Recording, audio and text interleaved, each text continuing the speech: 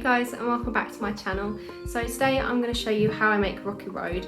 It is the most simple recipe. It only has 3 ingredients and then obviously whatever bits you want to put in it.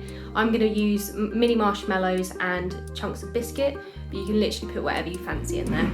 I hope you enjoy it, and if you do, make sure you subscribe, like and comment below and let me know if there's anything else that you want to see.